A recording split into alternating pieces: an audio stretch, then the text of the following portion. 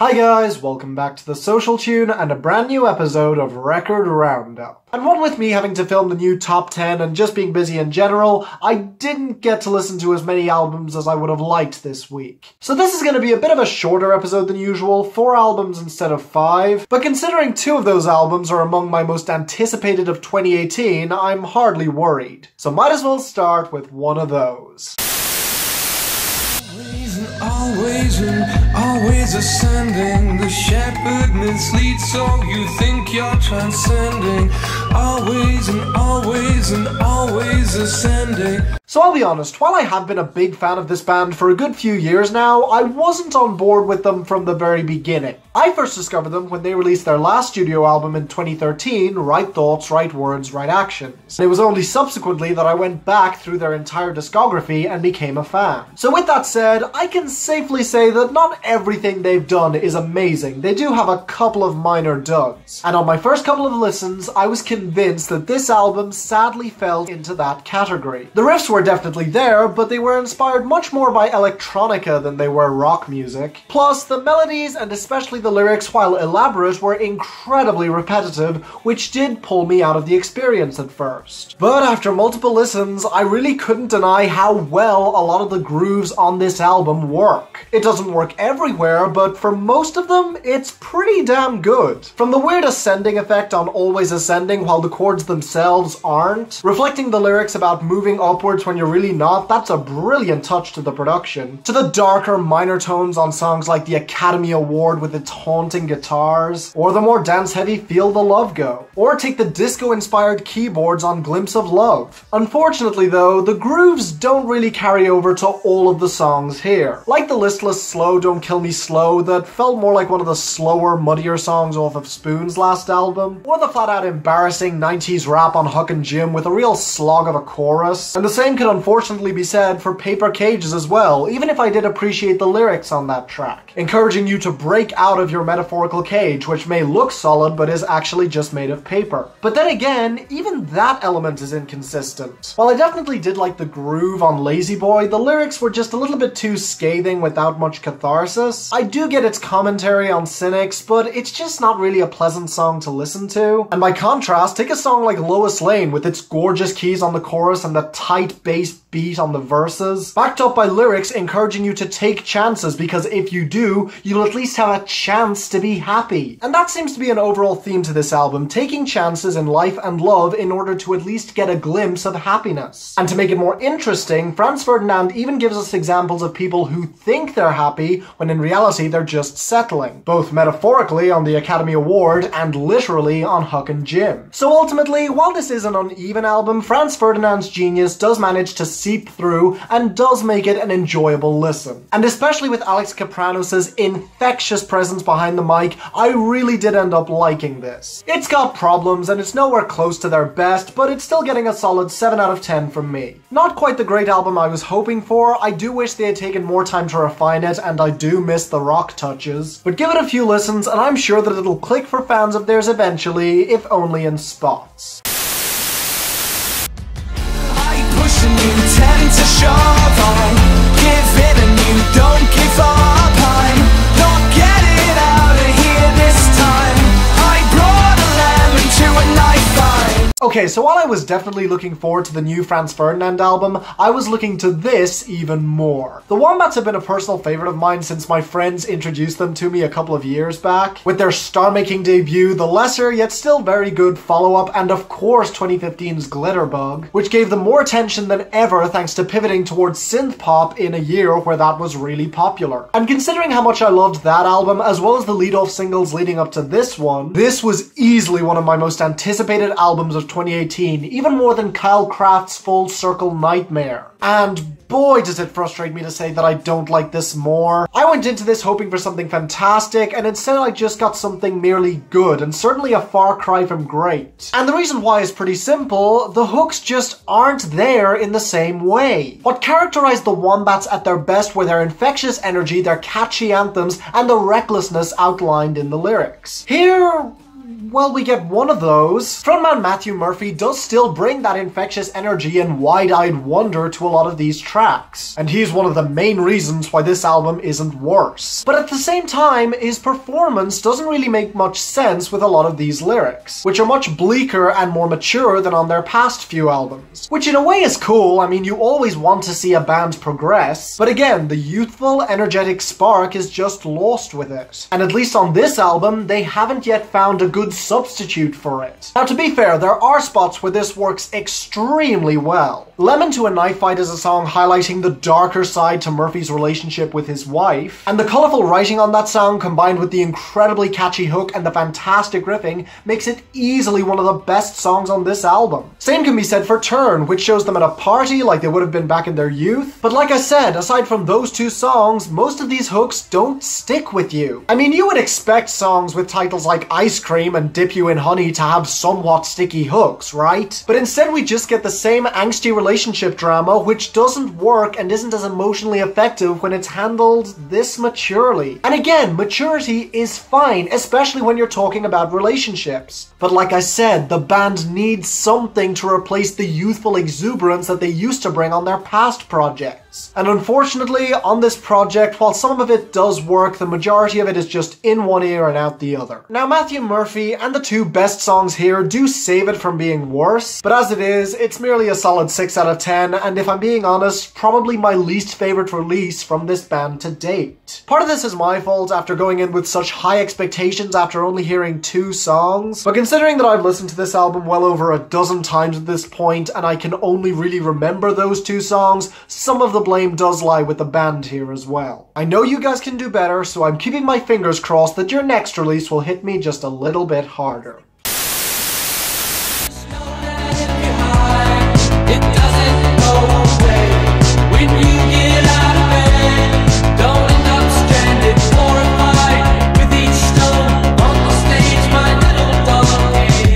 So, here's a controversial opinion. I have never been all that impressed by MGMT as a band. They were one of those bands that became popular in the 2000s thanks to their brand of indie rock with some really big smash hits that were pretty good. But with Franz Ferdinand releasing far better music back then, MGMT's albums as a whole never really grabbed me. However, according to multiple different outlets and a lot of you guys, that was all set to change with their newest release, Little Dark Age. Since this album is supposedly turning away from indie rock towards synth pop. Well, okay, I do like synth pop, and if this band was going to do a reverse Wombats, I was genuinely curious, especially considering the mountains of praise that this project has been getting. And, well, here's the thing. Like I said before, there are 2 kinds of synth pop, the kind I like with the more upbeat tones, and the more murky, minor kinds that I'm not really a big fan of. And this project falls somewhere in the middle. There are definitely some great hooks on this album and synth loops that some people could possibly call fun, but on my first 8 or 9 listens, I was fully convinced that this album was not as good as everyone was saying. After all, frontman Andrew Van Wijngaarden was singing in minor tones that were anything but jubilant, and even if every single song on this album was catchy and memorable, it is kind of hard to have fun with that kind of tone to the lyrics. But eventually, I realized the problem. Me. Because in the course of trying to figure out why this wasn't great, I listened to another recently released project by a band that I am a huge fan of, Car Seat Headrest. And if you want the pinnacle of catchy and insightful music with a frontman who sounds really depressed, then Will Toledo is the place to be. And to be honest, if I was going to give him a pass, then why shouldn't MGMT get one too? And once I had that in mind, this new album just grew on me more and more. However, while the hooks and the rubbery glossy keys, synth tones, and guitar pickups all across this album were extremely appealing to me, there are still some issues, and to be fair, ones that do show up on pretty much any brand of synth pop. Those being a lack of lyrical detail and a somewhat off-kilter atmosphere. Now again, this is incredibly easy to forgive when these songs are so incredibly catchy, but there are still some exceptions. While a lot of this album does kind of rely on repetition, it only became distracting for me on One Thing Left to Try, which unfortunately also had a vocal filter that I wasn't a huge fan of. And James did have a wonderful keyboard line, but with the baritone and the vague imagery that was sketched on that track, it was hard not to draw comparisons to Aerial Pale Pink, whose influence is all across this album, but was just a little bit too blatant here. I mean, yeah, I know that he helped write and produce some of this album, but on most of this project, the band does still manage to be their own thing. The baritone actually works much better for me on When You're Small, which is much more emotional and atmospheric. A song all about when your status is small and you're down to earth, the world's problems seem so much bigger to you, as opposed to when you're high up and big and well known. Or take the beautiful closing track, Hand It Over, encouraging those in power to hand it over now before it's forcibly and inevitably taken away from them. Or hell, to bring it back to a much more trivial subject in today's little dark age, we have She Works Out Too Much, which incorporates a fitness tape, glossy synth leads, a great bass line, and even a distorted saxophone, with lyrics about a relationship falling apart because the girl works out too much and the guy doesn't work out enough. Showing how petty they both are at their different extremes is a great way of showing that there's blame on both sides. Although I will say I did appreciate that she's the one who dumps him, considering that most of it is from his perspective, which does balance it out nicely. And speaking of terrible people, you have the jaunty track When You Die, which tells the listener to go fuck themselves and that everyone will be laughing when you die. And then you have the songs that are much more direct about the time we waste in today's day and age,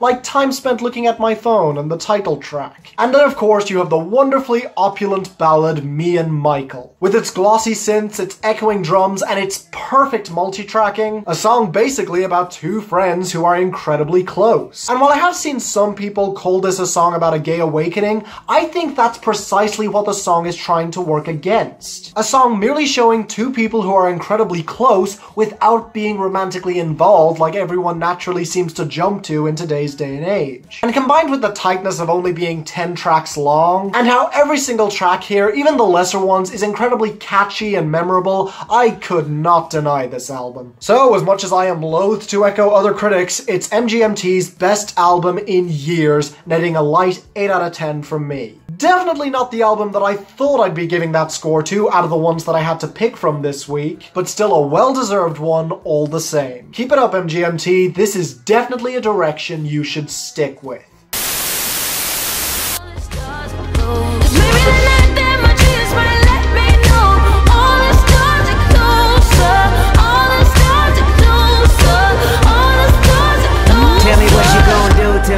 And finally, the big album of the week, let's talk about the soundtrack for the new Marvel movie Black Panther, orchestrated by Kendrick Lamar.